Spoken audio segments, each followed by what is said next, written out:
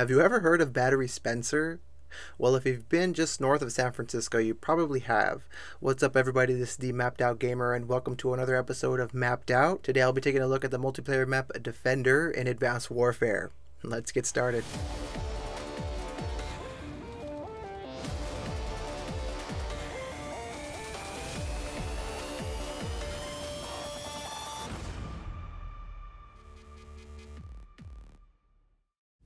Alright, so located just north of San Francisco, Defender is a military bunker that hugs the western shoreline. Now, I mentioned Battery Spencer in my opening line because this map is obviously inspired by the real military compound, Fort Baker. Now, I've never been to Fort Baker, but if you check out Google Maps, you'll see some really interesting photographs of the fort. If you notice the concrete, the bunkers, it looks pretty similar. This is really cool, to see these relatable environments introduced into these games. It gives the player this sense of like a real world recognition, thus making the game more relatable, and I think more enjoyable. Defender is littered with concrete bunkers and eroded rocks. We get to see this type of shoreline. I really love the graffiti textures, loved it all throughout the map. Great theme. Now, the concrete colors, these browns and dark greens, they really fit the map perfectly, but it does come with some practical flaws. I'm mainly pointing to the contrasting colors of these bunkers. If you notice, the edge lines of these concrete obstacles blend in heavily with each other. So visually, the colors are just kind of like blending in together, and it's pretty difficult to define the edge lines. So basically, it's kind of difficult to just discern, where these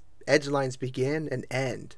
I kind of thought that was kind of odd. Now, despite the foggy conditions in San Francisco, it is a bright sunny day on this map, so it's a perfect day for a battle on the beach. You just don't want to be on the beach when the tsunami rolls in. This level of event trigger causes the entire eastern shoreline to quickly become flooded and tosses all these objects around, so stay out of there. Along with the Levolution event trigger, Defender does have a map-specific score streak. Once you deploy this score streak, the central defense system takes out any enemy aircrafts that are present at the time of the streak. Now, this score streak isn't as strong as the other ones since it really only works, when the battle scenarios are just right. Defender is set up similar to Horizon, being in that it's a central area with many connection points and these breakaway rooms. The west lane is a straightforward path from one small bunker to the next bunker. Step one lane inward and you'll begin to pass through these central breakaway rooms that lead to the central area. Speaking of the central area, as you head down the central lane, that's what you run into. Now, the central area does have a north, south, east, and west entrances that you're able to enter. However, there's these pillars that kind of block the entrances, so it really forces the player to break up that linear path and kind of maneuver around them. Moving to the east side, this is where the beach is. There's a lot of concrete areas as well as these kind of like multi-levels to mix up this lane. Now, moving on to verticality, Defender is really easy to figure out. Pretty simple. There's only basically two planes to play on.